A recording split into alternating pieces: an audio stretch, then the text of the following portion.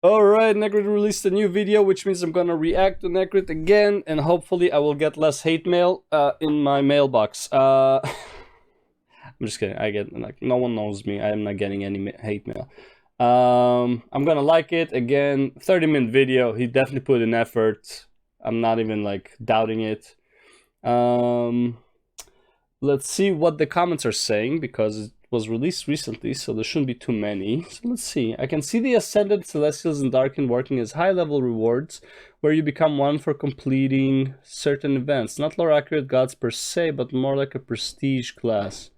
So people think maybe you could get... Okay, so if you ever played MU Online, right, like the original one, once you get to level 250, you could create a new class. Like, you have like 3 basic classes. You had the Dark Knight, you had the Dark Wizard, and you had the Archer, or whatever her name is.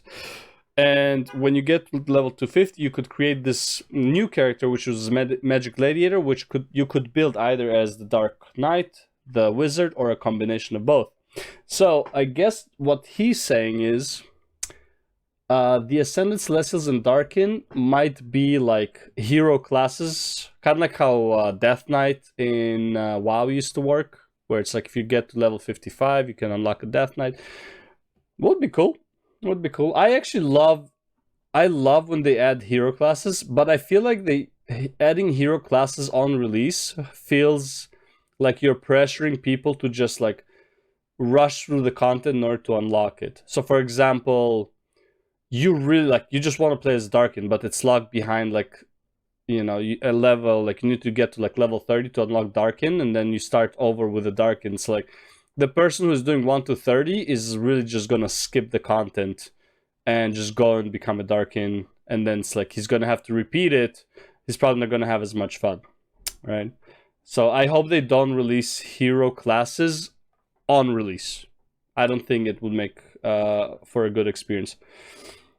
I feel it would be lackluster to not have factions in an MMO. It depends how they portray you. But yeah. As a goal, welcome back to this channel. I'm sure you're...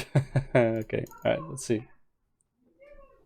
Well, I'm back. Let's see. Last time we had a look at the world of Riot's MMO, and we talked about how the overall world design has been done for a few years now. If you have no idea what League's universe is about, I would recommend watching that one first. But now that we learned about the basics, we can dive into the other big MMO topic: the playable races and classes. When it comes to the races, just like the world, they are pretty much done. Over the years, the lore fleshed out the races of Runeterra, and now they each have their own unique story. In fact, at this point, it feels like we know Riot will not make up a brand new race. Of course, they could always theoretically do it, but I seriously doubt they would.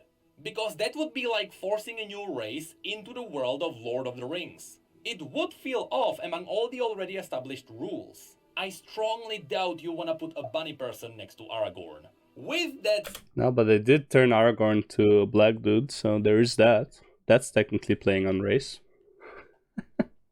I'm not gonna go there. Don't worry, because the lore will allow Riot to make up new races and make them feel natural. I'll show you their clever system in just a moment. Well, aren't they technically still making new races? Like when they released Zaya, Chaya, whatever, and Rakan, and what's his name? Set. Technically, that was a new race. There were no like beast people like that before, so they can still add, like, there's unexplored lands, right? We also didn't see the whole world of Runeterra. We just saw the main continent, but there might be more continents, right? Kind of like how Olaf is originally in the old lore. Olaf comes from an island that's not even on the map, right? So they can easily keep adding races as they go. I don't think they need to keep adding races so early on. They have plenty of races overall, right? It's like really no reason. But for now, just know that we already know the races of this world. So the question is not going to be what races Riot is going to make up. The question is going to be, from the races that already exist, which ones will be playable? And perhaps more importantly... Okay, let's be real. Oh, actually, never mind. Technically, they had Ari. Ari might... Would Ari count as something of the same race as Zaya? It's kind of similar, I guess. But definitely beast people. I mean, let's be real. Everyone wants to be a cat person or a fox person or whatever. You're gonna have the regular, like, barbarian, so humans. You're gonna have the furries. What do you call them? Yordles. It technically covers all of them, kinda. I can have more, I guess. Playable. You see, a few years back, I released a similar video where we talked about the classes and the races together with TV Skyen. Yeah. Today, I would not recommend you watch that video. Back then, I was still clinging onto the idea that faction-based MMOs were a good idea. I don't think it's a good idea. Like, there is... It brings a story, yeah, but here's the problem with faction-based MMOs. Common enemies to the world. So, for example, in League of Legends, yeah, they're both Vastayas. Yeah. Well, like, they're the big furries. You have the furries like Timo and stuff like that, the Yordles, and then you have the Vastayas who are like, yeah. So the problem with factions in MMOs overall is when you have a big threat threatening the world. For example, the biggest problem with WoW with factions right now, and why people are saying like remove the faction, like the faction limitation stuff like that, because one, it limits players. Like you can't play whatever you want and do the content that you want. The other problem is every expansion based on the story, the Horde and Alliance are joining forces to fight the same great evil, but for some reason in the world they're still fighting each other. That makes no sense. Like, why are you fighting each other? You should be conserving your strength for this great threat, right? It's like, it just doesn't make sense when you start thinking about it. I believe even if you do factions in the Riot MMO, like, you're gonna do, let's say, Demacia versus Noxus versus Freylord, right? So you're gonna have three factions. First of all, they're too close of a proximity. So, whatever. So you're gonna have contested territories, like everything south of that area. But if a major threat comes, why would they fight for that? You know? The only times that it would make sense, like if they're fighting for resources, which is like kind of like in classic WoW, it made sense. But it's like as the story will progress, it's going to become more and more problems. Like, oh, there's a new mine that was found, so let's go fight over the resources. Right? I think that would be a problem. It depends. Like, also, I think like a lot of people in an MMORPG want to be adventurers. They don't want to be tied down to a faction long term. It's like you can sign a contract kind of thing, but it's like being part of a faction for like forever, I feel like is limiting players. But we'll see. Worked for WoW, and it worked for my guilty pleasure, Ish. WildStar. Unfortunately, what I didn't know is that merely a year later, the idea of faction-based MMOs would crumble to dust. Yep. That's because factions have a massive flaw. Besides the fact Limits. that PvP is almost guaranteed to be one-sided. Yep. I mean, who would want to play for the losing side? Especially if there is no compensation. Classic WoW is a perfect proof of that. Yep. Not to mention New World. The world PvP is probably like the worst thing in MMOs RPGs because no one actually participates in world PvP unless they know they're gonna win.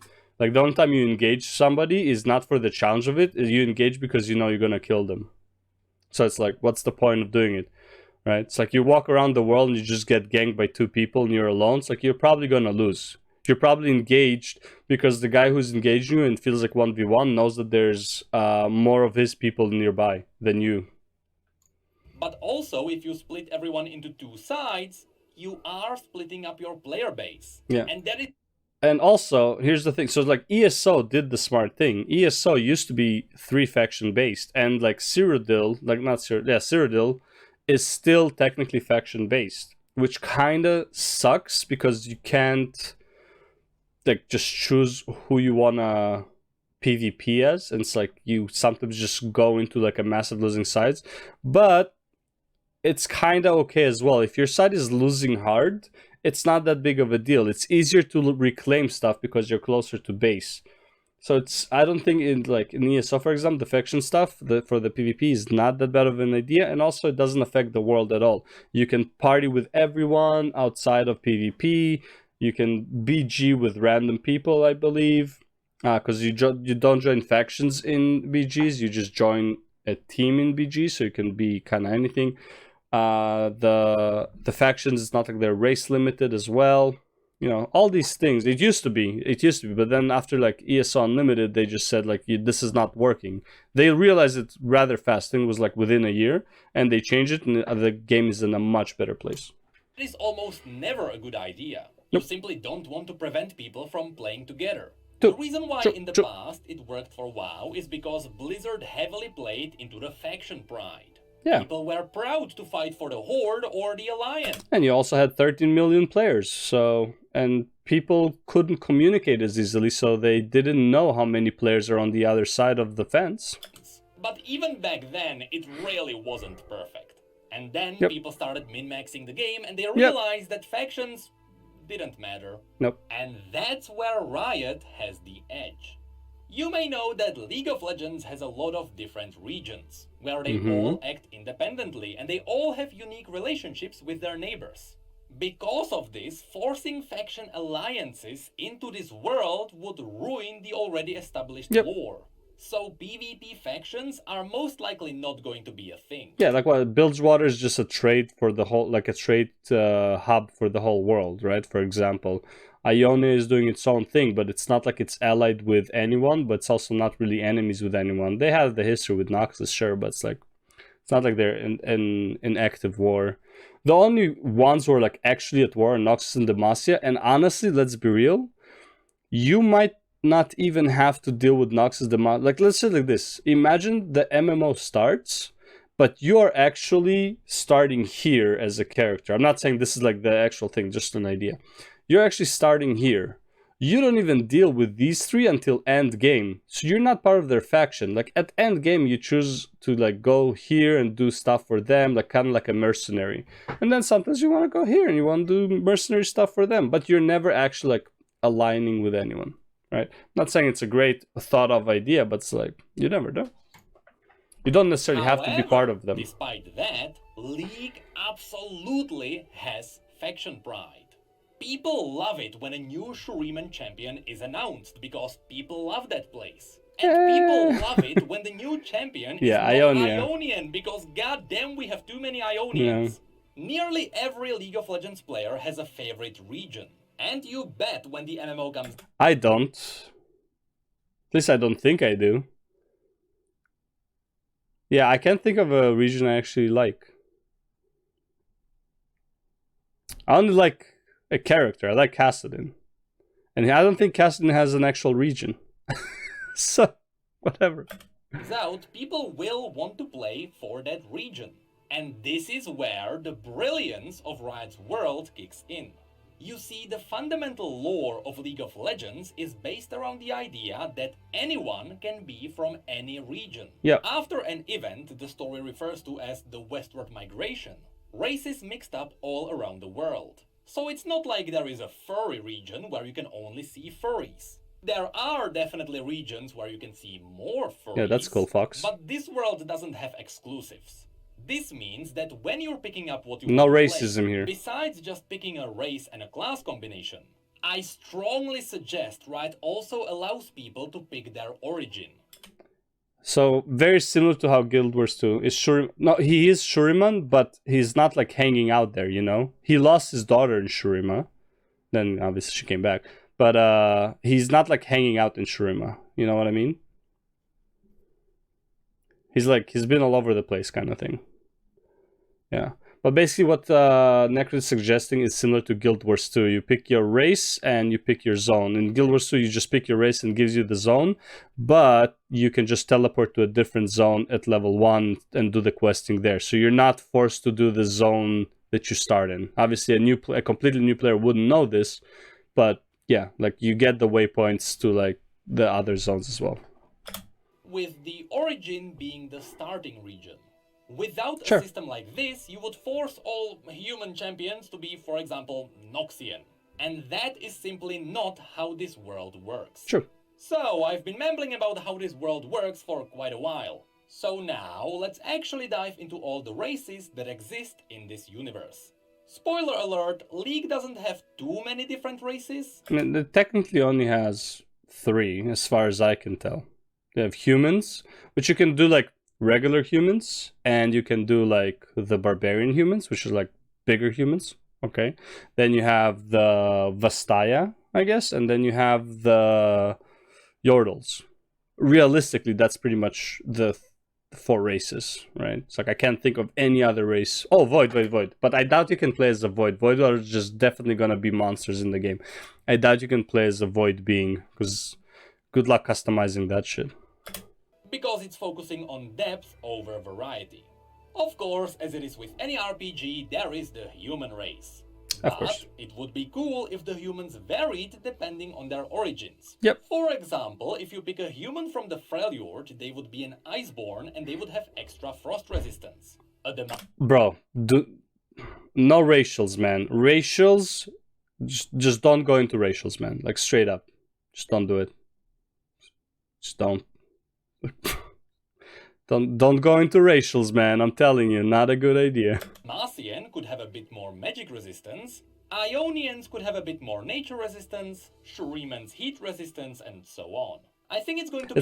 It's like flavor of like, oh, 1% more resistance. Like, bro, it's useless. Just don't put it in. It's like, it doesn't help. And it's like, people will think it does, but it doesn't. It's like, just don't play with racials, man. Just straight up.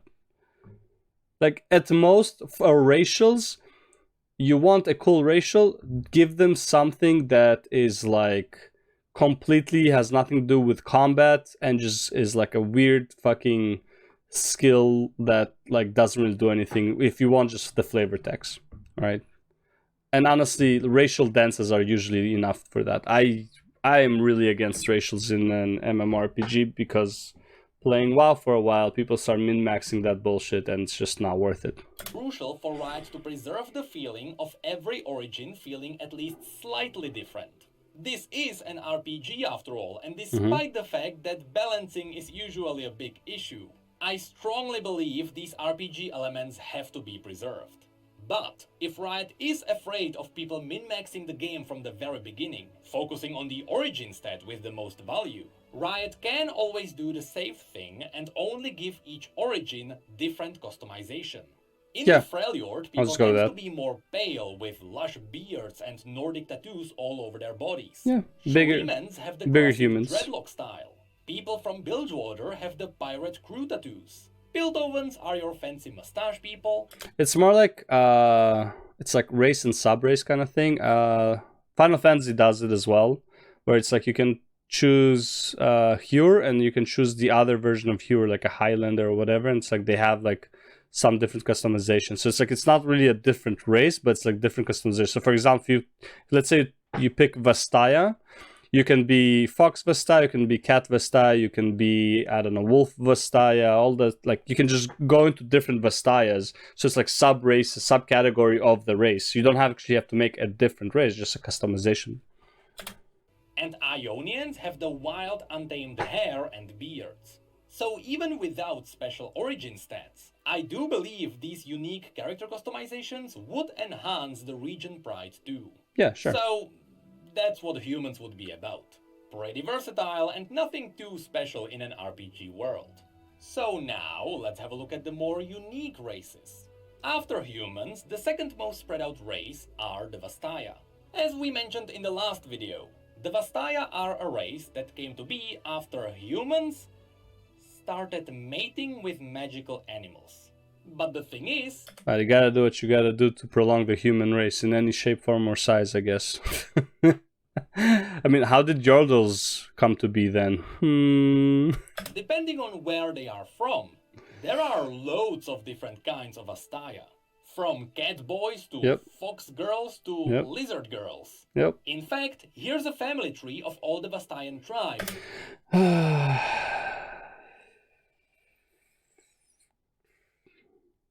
humans, Vastaya, Shai, Ray, whatever. Then you have the Vastaya, and then you have the Makara, Marai, Landwalker tribes. Shapeshifters, that's, I guess, what's her face? Nico. Ophelius. Wait, so... Oh, wait, so Ophelios is actually a Vastaya. I guess, yeah, I guess he is weird looking. And Tribes of the Sky.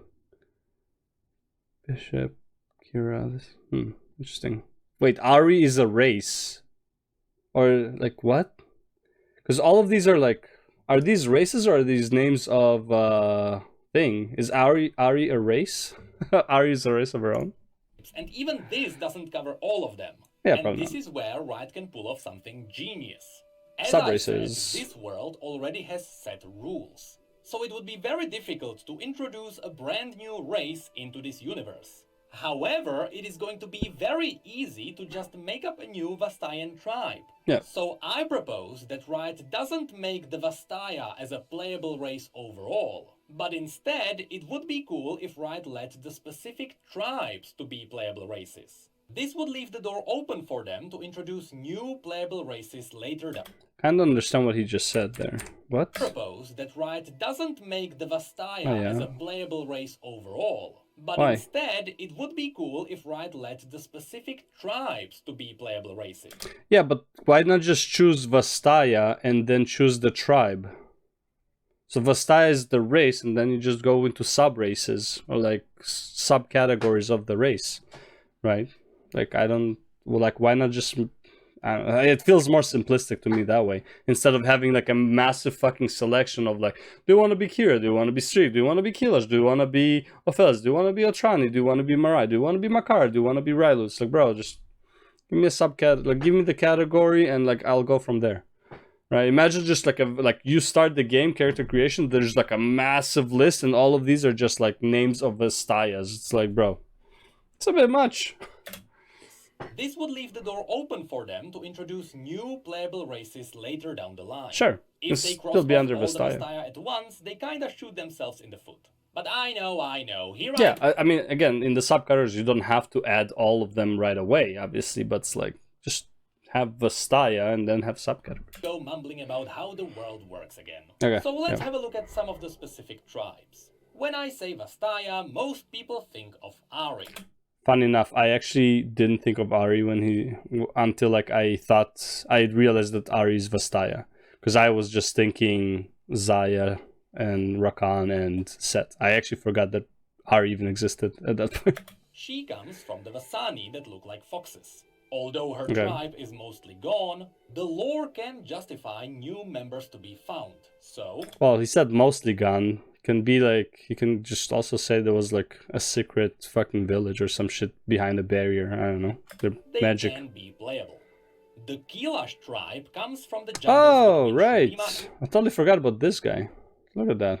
and Ishtal. These lion-like people are known for hunting dangerous beasts. And Wait. they take I just realized that he's a lion type person. I just thought he was a cat. great pride in trophy collecting. It's the average mount collector. The Shimon tribe are monkey-like people from Ionia. While their older members are very wise, their younger members can be very good. True, Wukong is also The a star. Otrani come from Mount Targon, resembling the classic goat people. Oh, Their hobbies are taking care of the Stellarcorns. The Okay. Lothland tribe are Ionians who resemble bird people. This tribe likes to combine the art of dancing with lethal assassinations. okay. The Ubikat are something close to lizards, though they do have the ability to shapeshift. Out of all of the other tribes, these are the closest to their pure blood ancestors. And we also technically have the Marai, the fish people whom I doubt are going to be playable. Probably not, no. Imagine modeling boots for them. Now, these were the more pure blood tribes, but there are many more Vastaya who don't fit any of these. For example, Set has an Ionian Vastayan mother and a Noxian human father, so he doesn't really have a tribe. Wait, so he's like basically 3/4 human and 1/4 Vastaya, I guess? Long story short, the Vastaya are an incredibly versatile race, and Riot can use them Yeah, in it depends how you mate. different ways. This is where they can really go wild. But that's it for the Vastaya. So now, let's have a look at the third most popular race. I'd say they shouldn't go too wild with this. As much as I agree, character creation is like mandatory, and like the more options the better, there needs to be a limit. It shouldn't be overwhelming. Like, if you're gonna start working with like a quarter or an eighth Vastaya, it's like, bro, like, nah, just Vastaya or not Vastaya. Like, you're going to something like Set, which is like a quarter and 3/4, like, bro, like, that's too much.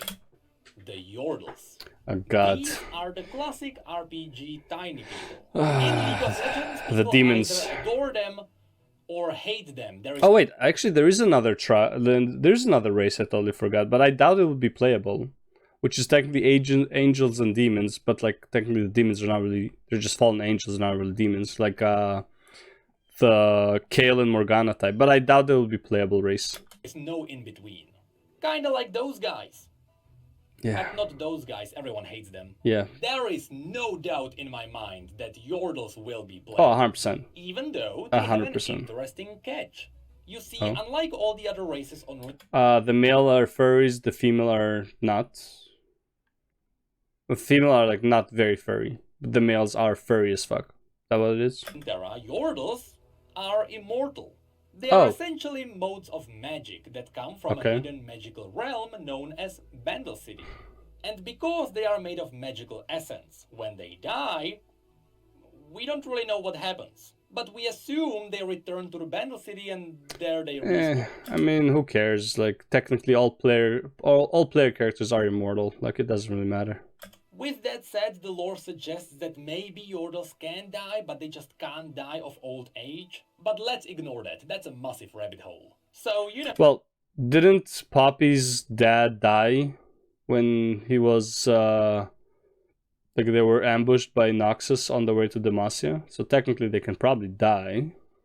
Which makes sense. So, when it comes to gameplay, at least corpse running is going to make sense for them. Now, because Yordles are immortal, in most cases, I hope they don't do corpse running. Happy and cheerful. Even their home realm is very colorful because of that. But then there is also Vex, a Yordle champion who has recently been added into League of Legends, who gives Yordles an interesting perspective. You see, unlike all She's the tired other of living. Yordles, Vex hates living. Yeah. She hates the bright colors and the cheerfulness. You know, it's Just the emo. average League player, so Vex is constantly in deep depression and agony. All she wishes for is to leave this world, but she can't, because Yordles can't die. Anyway, just like all the other races, Yordles can be found all around Runeterra. There is Poppy in Demacia, Colette in Noxus, Kennen in Ionia, Rumble in Shurima, and so on. But now, so far we have only covered the races which I'm pretty sure will launch with the MMO. The humans, the Vastaya, and the Yordles are the core of this world. Yep. So now we are diving into the races that still exist in this universe. But it's going to be up to Riot if they make them playable. First of all, there are the Minotaurs. Nope, not playable. Fucking monster characters. You can have NPCs that are Minotaurs, but you're not going to be playable. Fuck it. The Minotaurs are different from the Vastaya because they don't have magical ancestors. They are just a standalone race. Originally, the Minotaurs controlled the mountains south of Noxus, but because Noxus is Noxus, soon they absorbed the Minotaurs into their empire. With that said, some Minotaurs fled the tyranny of Noxus and they joined the other regions. A great example is Kryl, the Minotaur fighting in the elite armies of Demacia. And yes, the Minotaurs also have the stereotypical sexy female version in this universe, so they can This looks more like a horse than a Minotaur, but whatever. Easily be turned into a playable race.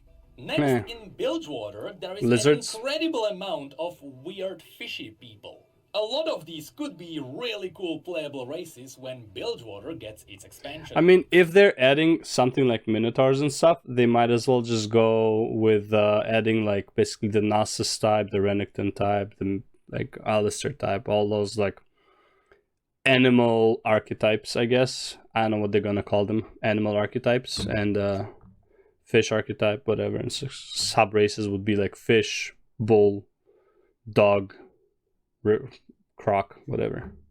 If they're gonna go with that, but. Although modeling helmets for a hammerhead shark is going to be interesting. Yep. We also can't forget about the trolls. Previously, I showed you it's just the one ice trolls, but there are also the sand trolls. And here's an interesting fact for League veterans. We have never seen a sand troll, but because of Ezreal's adventures, we know they exist. They should be around Icathia, which is where Jax is from, who also has 3 fingers, by the way. So it is extremely likely that the mysterious Jax is a sand troll. Oh. Regardless, the majority Didn't even of think about trolls that. are united Jax is a under troll. Trundle, the self-proclaimed troll king, who is fighting in the service of Lissandra, who is a baddie even though she is morally right. So since the majority of the trolls are our enemies, I doubt they will be a playable race. Lastly, let's not forget That's that what I this was universe thinking. also has Yetis. Fun fact, before everything Same. was frozen, the Yeti civilization was very advanced. They even had their own technology based around magic. In fact, Willump, the Yeti Nunu is riding on... It's more like, so like, you know, Jax and Trundle are the exception to the rule. You know, it's like, oh, just because there's a friendly troll doesn't mean like it's playable race. I think they should still be enemies. Same with Yetis. Oh, well, there's Nunu. He's not Nunu, like the Yeti he's riding on. He's a friendly Yeti, but like, yeah, let's be real. Yetis are evil, okay? Like, they had technology, then you can play with what they can do instead of just like running at you. Like, they can actually do shit, like skills and abilities, but like, I don't think it's a playable race. It's like, again, there's a limit to like how much customization you want to put into the game, and it's like, can it be cool? Yeah, but I feel like it would just be too weird. Like, it's like there's you can get too much customization to the point where it's detrimental. It's a hologram from the Yeti technology. But then, as the civilization disappeared, the Yetis went a bit more ferocious. Yeah. So no, they won't Back to their be roots. playable either.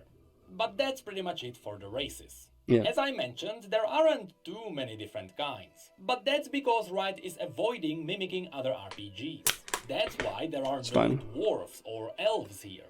Runeterra is simply trying to be unique in every way, and so far, it is working.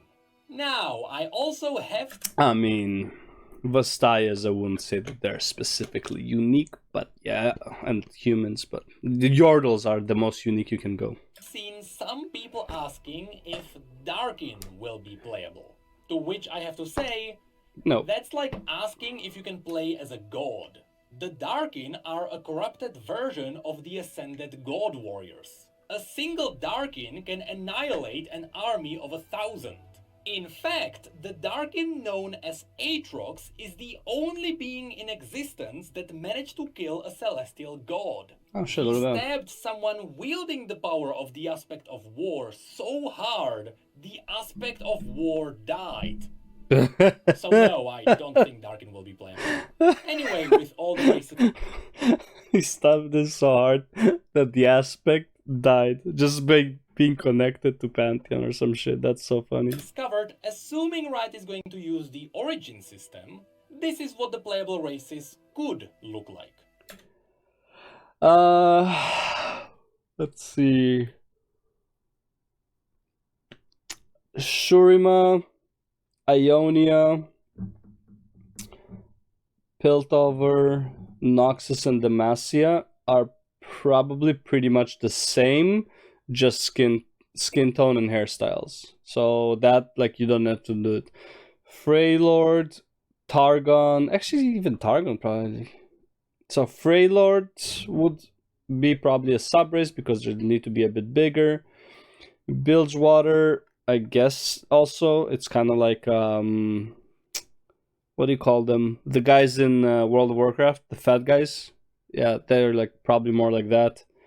Targon, I don't know. Targon's kind of like everyone, really. Are there no Vastayans in Demacia? Interesting.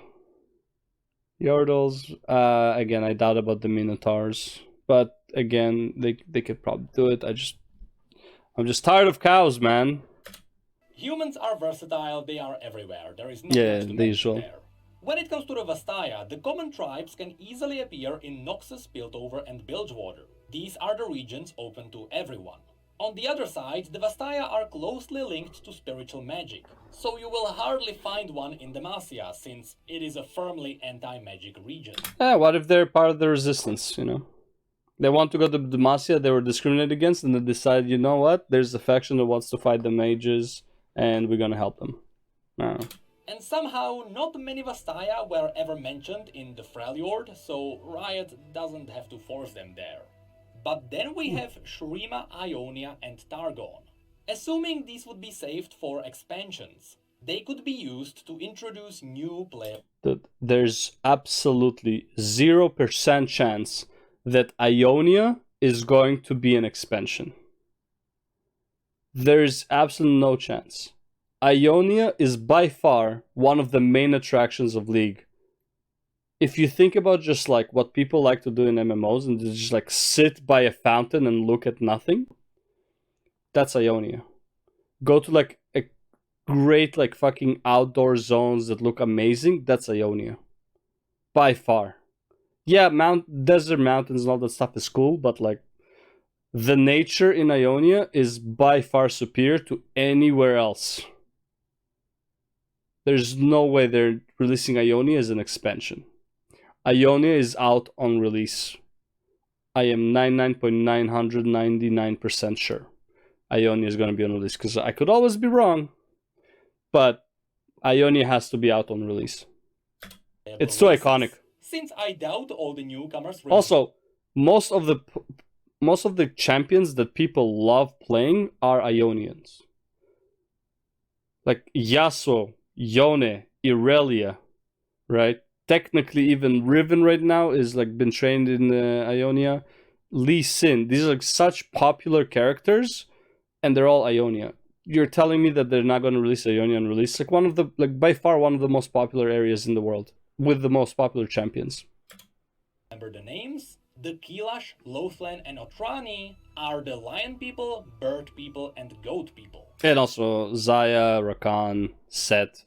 Extremely popular fucking classes, right? When it comes to the Yordles, as I mentioned, they can originate from anywhere. But they do avoid the Freljord and Targon because Except of Nunu. the harsh climates.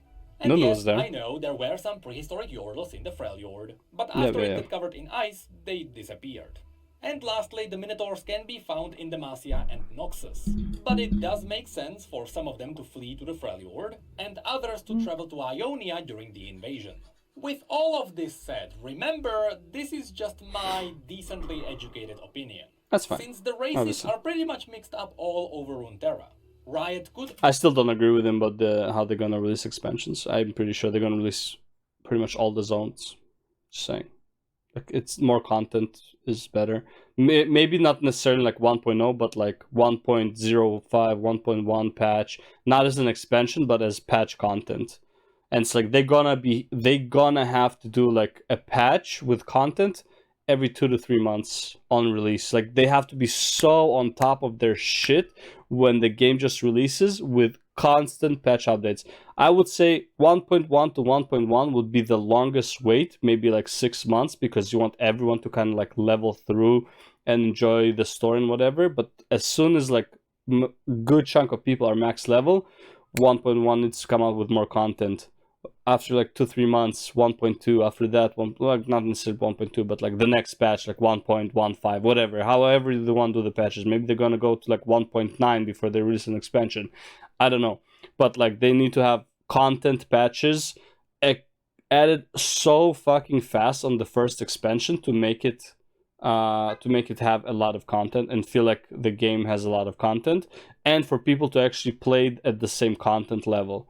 If you have too much content on release, people are just gonna scatter around the content, and it's gonna be kind of annoying to like find groups. Like you're gonna divide the player pool too much. But if you have fast releasing content, then you would have content that is new. Everyone's gonna do it. Boom! It's not new anymore. Next content. It's not new. Next content. Obviously, the PvP and like end game dungeon stuff like that can obviously stay. But I'm saying like more dungeons, another raid, another PvP zone. Like they will have to keep adding until the game has a shit ton of content, and players kind of decided what they like doing, and then the game devs can focus on more content like that to please the majority of players.